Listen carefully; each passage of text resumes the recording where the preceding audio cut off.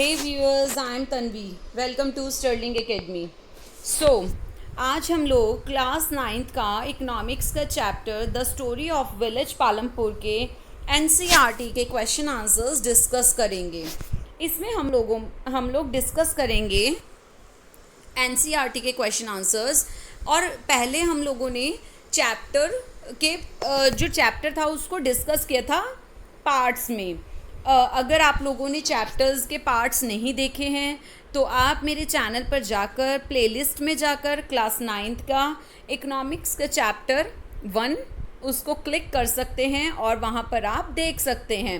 Otherwise आप इस video के एंड में जो डिस्क्रिप्शन है वहाँ पर भी डिस्क्रिप्शन बॉक्स में लिंक पे क्लिक करके आप लोग मेरे चैनल के जो चैप्टर हैं उसको भी इस चैप्टर के पार्ट्स देख सकते हैं.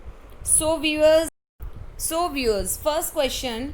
Every village in India is served once in 10 years during the census and some of the details are presented in the following format. Fill up the following based on information on Palampur. यहाँ पर देखिए हमें information put करनी है और किस format में.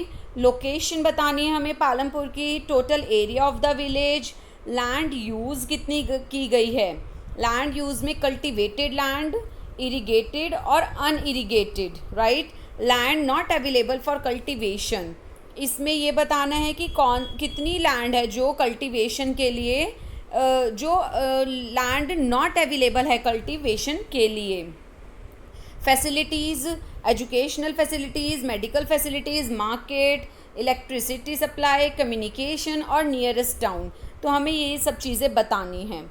देखिए लोकेशन, जो हमारा पालमपुर विलेज है ये हमारा लोकेशन कहाँ पर है. ये लोकेट है बुलंदशहर डिस्ट्रिक्ट में, वेस्टर्न यूपी. ठीक है. उसके बाद total area of the village, total area of the village का एरिया कितना है 226 हेक्टेयर. लैंड यूज़ की गई है, इरिगेटेड लैंड है, अनइरिगेटेड लैंड तो इसमें है ही नहीं तो यहाँ पर डैश आ जाएगा और इरिगेटेड लैंड में 200 हेक्टेयर्स आ जाएंगे. उसके बाद आती हैं फैसिलिटीज़ के अंदर educational, medical, market. Educational facility यहाँ पर 2 प्राइमरी स्कूल्स हैं और 1 हाई स्कूल है. ठीक है. Medical facility 1 primary health care centre है, 1 प्राइवेट डिस्पेंसरी है. और मार्केट में रायगंज की मार्केट और शाहपुर की market. Yes. Electricity supply, most of the houses have electric connections. Electricity power all the tube wells in the fields and is used in various type of small business. Communication में well connected with neighboring villages and towns. 3 kilometre from Raiganj जो communication facility है वो सब provide की गई है. 3 kilometre कहाँ से, रायगंज से वेल कनेक्टेड हैं. और जो अदर विलेजेस हैं वो हमारे क्या हैं, वो कनेक्टेड हैं. All weather road connects it to Raiganj and further on to Shahpur. Many kinds of transport like bullock, carts, tongas, bogies, motorcycle, jeep, tractors and trucks are present. ये सब चीज़ें प्रेजेंट हैं. नियरेस्ट टाउन शाहपुर इसका नियरेस्ट टाउन है. Second question देखिए. Modern farming methods require more inputs which are manufactured in industry. Do you agree. देखिए जो traditional farming methods हैं वो involve the use of relatively low yielding seeds which require less water for irrigation करने के लिए कम पानी की रिक्वायरमेंट होती है. Farmers following the traditional methods use cow dung and the other natural manure as fertilizers. Farmers क्या करते हैं, ट्रेडिशनल मेथड यूज़ करते हैं. किस लिए, काउ डंग को यूज़ करके और नेचुरल मैन्योर फर्टिलाइज़र को यूज़ करके. All these elements are readily available with the farmers. This makes them less dependent on industrial output. Modern farming method on the other hand involving the use of high yielding variety seeds modern farming method में क्या होता है, high yield variety seeds को use किया जाता है, जो HYP seeds होते हैं उन्हें यूज़ किया जाता है, जबकि ट्रेडिशनल मेथड में हम लोग इस HYP सीड्स को यूज़ नहीं करते हैं. These seeds require a combination of chemical fertilizers and pesticides. Modern farming method होगा तो केमिकल फर्टिलाइज़र और पेस्टिसाइड्स को भी हम यूज़ करते हैं. Agriculture implements like tractor, proper irrigation facilities like electric tubewells to produce the best result, और इसी से हमारा बेस्ट रिजल्ट आता है. All these elements are manufactured in industries, hence it would be right to say that modern farming method make use of a greater number of industrial outputs as compared to traditional farming method. इसी वजह से modern farming method जो हैं ये हमारे ज़्यादा useful हैं, और इसकी ट्रेडिशनल फार्मिंग मेथड की कंपैरिजन में मॉडर्न फार्मिंग मेथड से प्रोडक्शन ज़्यादा होता है. Next question, how did the spread of electricity help farmers in Palampur? The spread of electricity in Palampur, electricity question क्या बोलता है कि इलेक्ट्रिसिटी की जो स्प्रेड हुआ है, तो इसमें फार्मर्स जो पालमपुर के फार्मर्स हैं उनकी क्या हेल्प हुई, क्या कैसे स्प्रेड हुई इलेक्ट्रिसिटी. द आंसर देखिए, the spread of electricity in Palampur transformed the system of irrigation in the village. Persian wheels gave way to electric run tubewells, which reduced the dependence of the farmers upon rainfall and enabled larger areas of land to be irrigated. By mid-1970s, the entire cultivated area of 200 hectares was irrigated. This improvement in irrigation allowed farmers to grow 3 different crops in a year. 3 different crops in a year, thereby ensuring that the cultivable land was being used for producing the maximum possible output. Right? तो इसमें आपको ये बताया गया है कि किस तरीके से पर्सन व्हील्स को यूज़ किया जाता है इलेक्ट्रिक ट्यूबवेल्स को रन करने के लिए, जिससे फार्मर्स जिससे क्या होता है कि which reduce the dependence of farmers upon rainfall, जिस वजह से जो फार्मर्स हैं वो रेनफॉल पर जो डिपेंडेंट रहते थे वो आज अब नहीं रहते हैं. अनेबल्ड लार्जर एरिया, जो लैंड है उस वो इरीगेटेड ही है. ठीक है, 200 हेक्टेयर्स अभी आपने ऊपर टेबल में पढ़ा कि 200 हेक्टेयर्स जो लैंड है वो इरीगेटेड है. ठीक है, तो इसी तरीके से क्या किया जाता है, इलेक्ट्रिसिटी स्प्रेड हुई है. नेक्स्ट क्वेश्चन देखिए, is it important to increase the area under irrigation? क्या जो इरीगेशन का एरिया है वो इंक्रीज़ किया जाता है, क्या इम्पॉर्टेंट है इंक्रीज़? अगर एरिया इंक्रीज़ होगा तो क्या वो इम्पॉर्टेंट है? Is it important to increase? क्या जो इरीगेशन का एरिया उसको इंक्रीज़ किया जाए, उस एरिया को इंक्रीज़ किया जाए या नहीं, और अगर किया जाए तो क्यों किया जाए? आंसर देखिए, monsoons are by their very nature erratic and variable. जो मानसून्स हैं वो मानसून्स का हमें नहीं पता कि वो कब आ जाएं, right. So farming can not entirely depend upon rains. जो फार्मिंग है, जो कृषि है, खेती बाड़ी है, वो पूरी तरीके से रेन्स पर डिपेंड नहीं रह सकती. A large portion of the cultivable land in India is not well irrigated. जो large portion of cultivable land है वो इरीगेटेड नहीं होती and is dependent entirely upon rains, और ये जो है सब चीज़ें रेन पर डिपेंडेंट नहीं होती. As a result, when rains are late or are inadequate, farmers incur much loss. अगर रेन जो हैं वो लेट हो जाती हैं तो जो फार्मर्स हैं उनको बहुत लॉस बियर करना पड़ेगा. The loss is more actually experienced by the small farmers. और जो स्मॉल फार्मर्स होते हैं उनके लिए तो बहुत ज़्यादा लॉस हो जाएगा, उनको बहुत दिक्कत हो जाएगी. Failure of rains mean failure of crops and a total waste of efforts and resources. अगर रेन की फेलियर होती है इसका मतलब क्रॉप की फेलियर है। जब खाद नहीं मिल रही, जब पानी नहीं मिल रहा क्रॉप्स को, तो जब रेन ही नहीं आ रही तो फेलियर ऑफ रेन का मतलब क्या हुआ? Failure of crops, right. And the total waste of effort. तो जितने हमने रिसोर्सेज मतलब जितने हमने इतना मेहनत की है क्रॉप्स को उगाने में, सब कुछ किया है, वो सब कुछ वेस्ट हो जाएगा। जो एफर्ट है वो वेस्ट हो जाएगा, both for the individual farmers and for the economy. ठीक है, किसके लिए? फार्मर्स के लिए भी और इकॉनमी के लिए भी। To avoid such situations, it is important for the entire cultivable area of the country. Situations को avoid करने के लिए ये important है कि cultivable area जो है वो country का area of the country to be brought under the protective shield of proper irrigation facilities. ठीक है, अब इन सिचुएशन को अवॉइड किया जाए कि और मतलब जो कल्टीवेबल एरिया है, एंटायर कल्टीवेबल एरिया है, उसको प्रोटेक्ट किया जाए शील्ड के थ्रू या प्रॉपर इरिगेशन फैसिलिटीज़ के थ्रू उसे प्रोटेक्ट किया जाए। A well irrigated land produces greater output. जो वेल इरिगेटेड लैंड है वो अगर वेल इरिगेटेड लैंड होगी तो वो ग्रेटर आउटपुट को प्रोड्यूस करेगी, प्रोडक्शन उसका ज़्यादा होगा। The constant availability of water for irrigation provides a sense of stability to the farmer.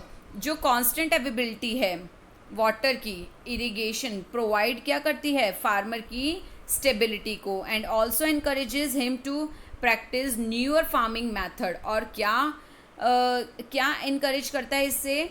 New farming methods increase होते हैं। And the pattern to maximize the productivity from his land. और इससे क्या होता है? जो प्रोडक्शन है हमारी वो ज़्यादा बढ़ती है। दैट मीन्स अगर हम अपने इरिगेशन के जो हमारा एरिया है उसको हमने इंक्रीज़ करना है तो ये इम्पॉर्टेंट है कि उसको हम शील्ड कवर करके रखें और उसको हम उसका लॉस होने से बचाएं।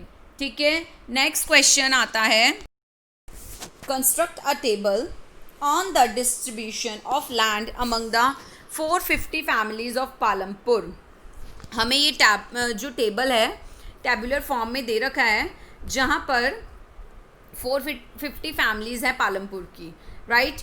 टोटल एरिया देखिए, total area of land under cultivation in Palampur 200 hectares. यहाँ पर जो लैंड है, कल्टीवेशन लैंड है, वो कितनी है? 200 हेक्टेयर्स की है। तो यहाँ पर आप देख सकते हैं जो हमारा टेबल फॉर्म है वो क्या बोल रहा है? Average area of land cultivated, number of families, percent of families, percent land cultivated, proximates value. तो इस तरीके से आपको टेबल दे रखा है और इसमें आप पुट कर सकते हैं, राइट। 200 फैमिलीज़ हैं हमारी जो लैंड कल्टिवेटेड इन पालमपुर के अंदर हम पुट करेंगे। 200 हेक्टेयर्स की है। तो इस तरीके से आपने इस टेबल को फिल करना है।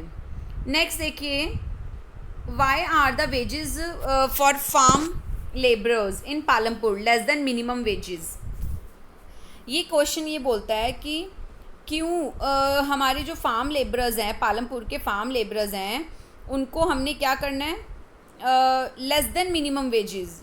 Y are the wages for farm labour, हम क्यों उनको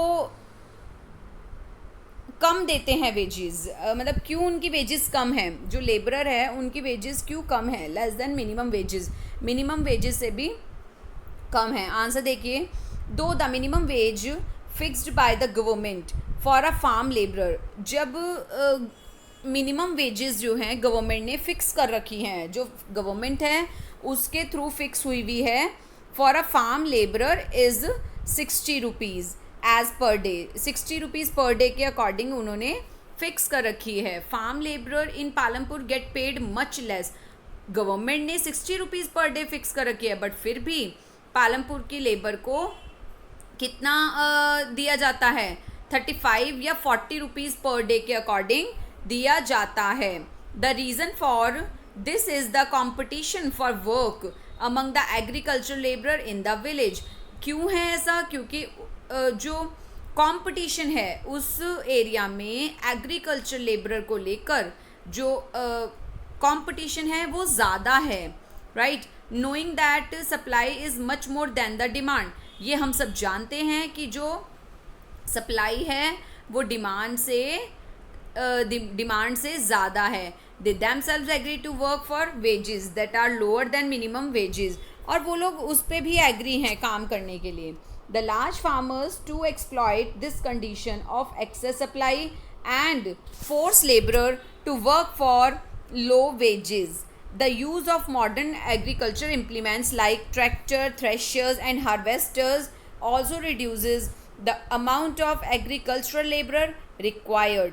This further intensify the competition among the laborer looking for job.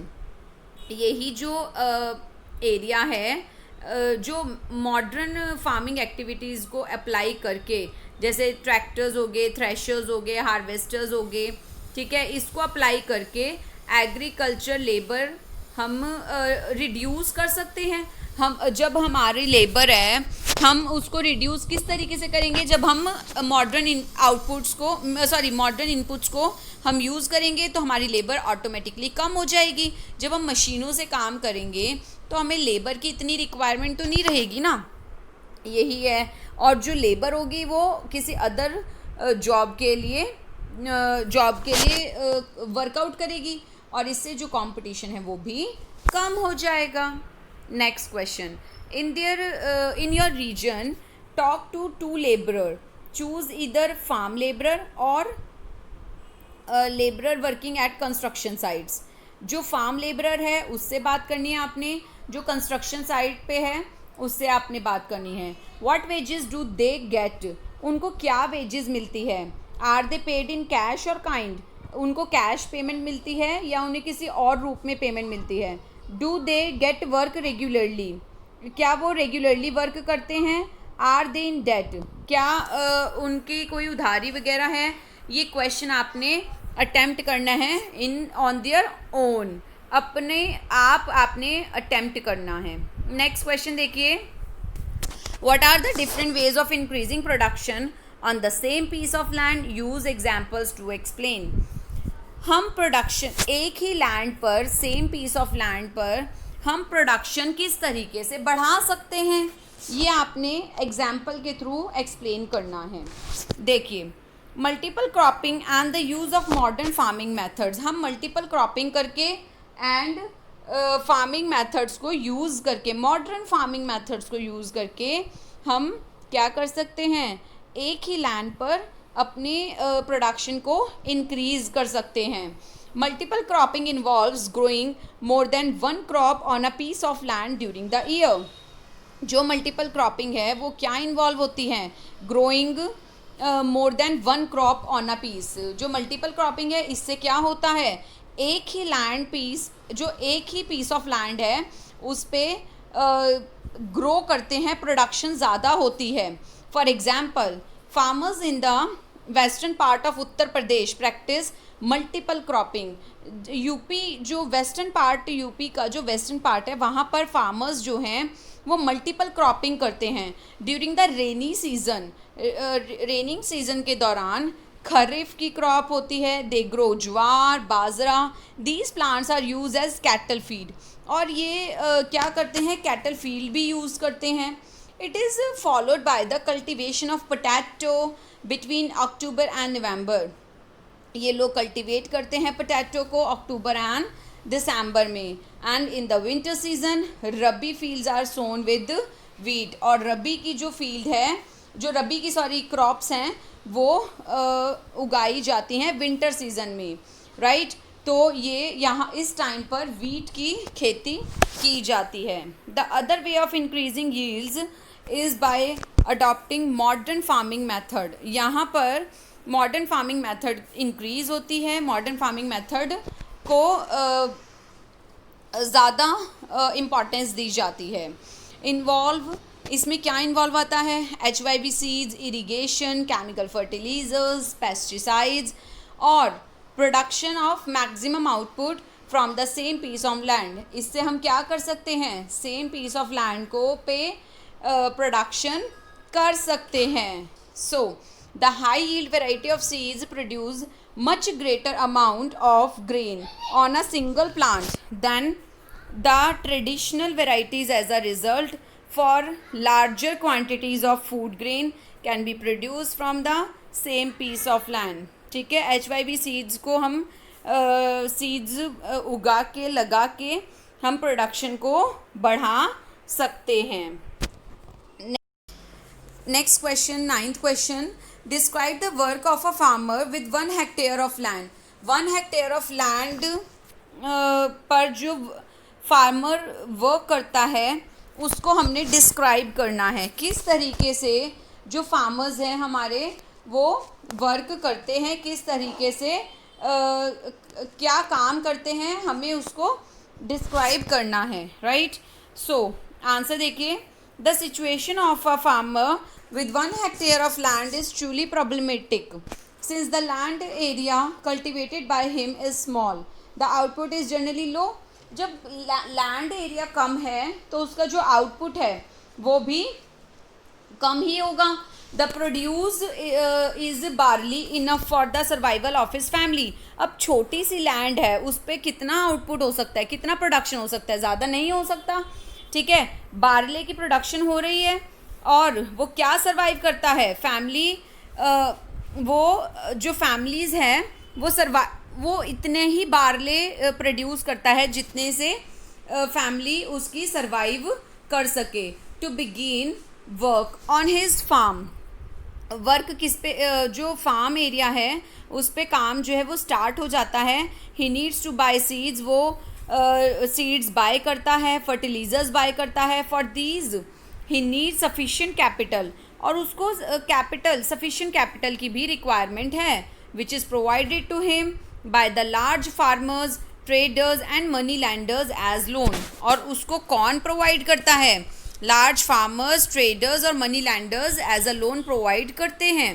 The loan comes with a high rate of interest, जो लोन है वो हाई रेट ऑफ इंटरेस्ट पर provide किया जाता है। ठीक है, often require him to work in the lenders field, और वो बैंक से नहीं लेता, और अगर लैंडर से लेता है, अगर लैंडर से लेता है तो उसको हाई रेट ऑफ इंटरेस्ट देना पड़ेगा लोन पर, नहीं तो उसे उस लैंडर के फील्ड एरिया पर वर्क करना पड़ेगा। He works on his field along with his family members, और वो वहाँ पर अपनी फैमिली मेम्बर्स के साथ काम करता है। Even after all their efforts of plugging and sowing seeds, the output depends upon the availability or non-availability of water for irrigation. अब जो हमने सीड्स बोए थे, जो किसी फार्मर सीड्स बोता है, उसकी अवेलेबिलिटी, जो अवेलेबिलिटी है, जो बोना है, बोने का तरीका है, और सब एफर्ट जो हैं वो सब किस पे बेस्ड होगा, वाटर पर, water for irrigation.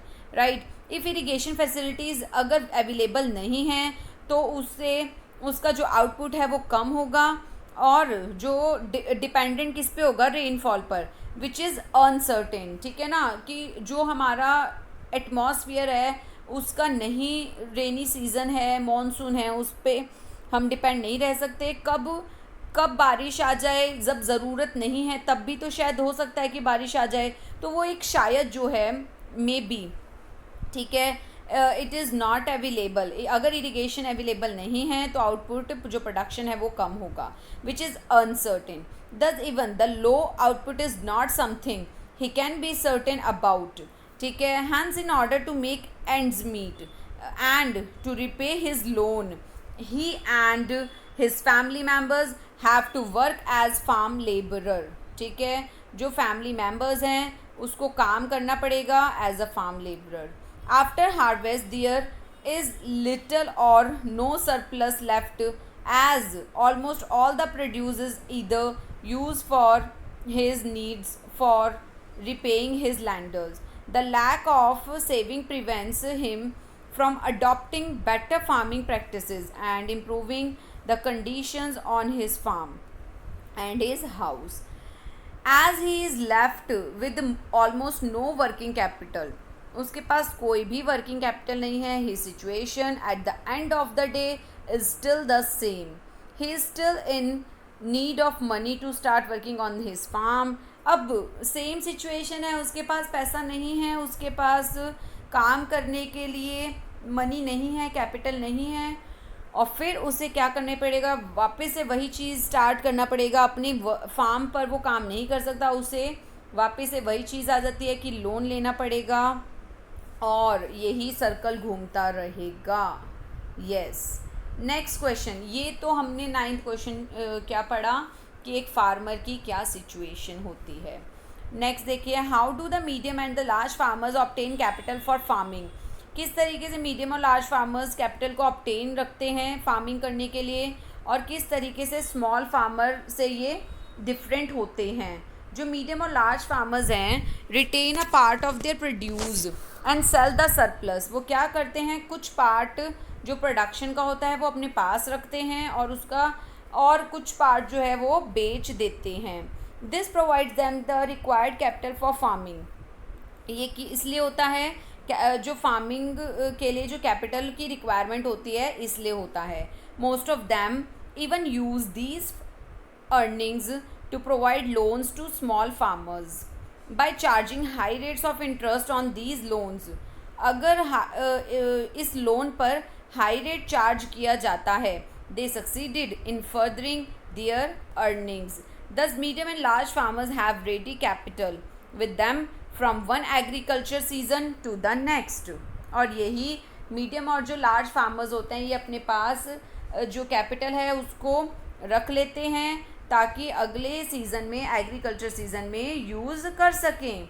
The situation of small farmers is in stark contrast. They begin an agriculture season with no working capital and end the season on more or less the same note to begin working on their farms. They take loans at high rate of interest due to the small sizes of their farm. Their total production is small. जो small production है, total production है वो small हो जाता है. Their produce is kept for their needs or for repaying their lenders. As a result, they have no surplus. जो हमारे small farmers होते हैं वो क्या करते हैं, उनके पास लैंड स्मॉल है, प्रोडक्शन स्मॉल है, उतना उन्हें पे करने में लग जाता है जितना वो लोन लेते हैं. तो इस तरीके से वो, उनके पास कोई भी सरप्लस बचता नहीं है और उनके पास कोई भी सेविंग नहीं होती. तो ये हमारा था लार्ज और मीडियम फार्मर्स और स्मॉल फार्मर्स में डिफरेंस, क्या किस तरीके से वो डिफरेंट हैं. नेक्स्ट क्वेश्चन देखिए, on what terms did Savita get a loan from Tejpal Singh. किस तरीके से सविता जो है वो तेजपाल सिंह से लोन लेती है. वुड सविताज कंडीशन भी डिफरेंट. क्या सविता की कंडीशन डिफरेंट है. If she could get a loan, अगर वो लोन लेती है बैंक से तो लो रेट ऑफ इंटरेस्ट उसे मिलेगा या नहीं. तो इस तरीके से आप बता सकते हैं. मैंने आपको एग्जाम्पल मैंने काउंट किया था अपने पार्ट्स में जब मैंने चैप्टर समझाया था. आप उसको देख सकते हैं, उसको समझ सकते हैं, और पॉज करके भी आप इसको राइट डाउन कर सकते हैं. सो तेजपाल सिंह और सविता के एग्जाम्पल से मैंने आपको समझाया था, आप इसे एक बार ट्राई करेंगे. Right. Next question, talk to some old resident in your region and write short note on changes irrigation and change in production method during the last 30 years. ये क्वेश्चन ऑप्शनल है, आपकी इच्छा है, और अगर करना चाहते हैं तो आप इसको अपने ओन लैंग्वेज में एक्सप्लेन कर सकते हैं. नेक्स्ट देखिए, what are the non farm production activities. ऐसी कौन सी नॉन फार्म प्रोडक्शन एक्टिविटीज़ हैं आपके एरिया में, आपने बताना है वो, तो ये भी आपने खुद से करना है. नेक्स्ट क्वेश्चन देखिए, मैंने यहाँ पर 13 क्वेश्चन में नॉन फार्म एक्टिविटीज़ बोली हैं. राइट. जैसे फार्म, डेयरी, ठीक है, ट्रांसपोर्टेशन, ये नॉन फार्मिंग एक्टिविटीज़ हैं. तो आप, मेरी तरफ से मैंने 2 एग्जाम्पल बताए, आप लोग इसमें और भी लिख सकते हैं. देखिए next question, what can be done so that more non farm production activities can be started in villages. What can be done so that more non-farm production activities can be started in villages. ठीक है, तो देखिए कौन सी activity non farming activities हैं. 3 things that need to be done encourage non farm production activities in villages. देखिए, the government should set up schemes whereby landless labour and the small farmers are able to get cheap loan. क्या government जो है वो क्या कहती है? Government कहती है कि लैंडलेस लेबरर और जो स्मॉल फार्मर्स हैं उनको चीप लोन दिया जाए. To start small individuals cheap loan, उनको चीप लोन दिया जाए ताकि वो अपना स्मॉल बिजनेस स्टार्ट कर सके. Second, in addition to financial assistance, the government should set up rural workshops to enable the villagers to build on their skill levels. ठीक है, नेक्स्ट मतलब ये कहा गया है कि जो गवर्नमेंट है उसको क्या करना चाहिए, रूरल जो गांवों में वर्कशॉप्स भी लगानी चाहिए ताकि जो विलेजर्स हैं उनके स्किल्स डेवलप हो सकें. नेक्स्ट देखिए, the government should also work towards improving the infrastructure. Government को क्या करना चाहिए, अपने इंफ्रास्ट्रक्चर को, अपने गांवों के इंफ्रास्ट्रक्चर्स को इम्प्रूव करना चाहिए so that the rural parts of the country are well connected. जिससे क्या होगा, रूरल पार्ट जो है कंट्री के वो डेवलप होंगे और अर्बन एरिया से कनेक्ट होंगे. यस, तो ये आपके 3 पार्ट्स थे. आपके क्वेश्चंस 14th कंप्लीट होते हैं. जहाँ लिखा हुआ है अटेम्प्ट टू ओन, वो आपकी इच्छा है, आप उसको अटेम्प्ट करें या ना करें. These are not important questions ना. सो व्यूअर्स, आज के लिए इतना ही. मेरे चैनल को लाइक करें, शेयर, सब्सक्राइब करना प्लीज़ ना भूलिएगा. और डिस्क्रिप्शन बॉक्स में जाकर आप लिंक्स पे क्लिक कर सकते हैं ताकि आपको इसके पार्ट्स दिख सकें और आप चैप्टर समझ सकें. So viewers, thank you so much. Please subscribe करिएगा, मेरे व्यूअर्स बढ़ाइएगा. Thank you.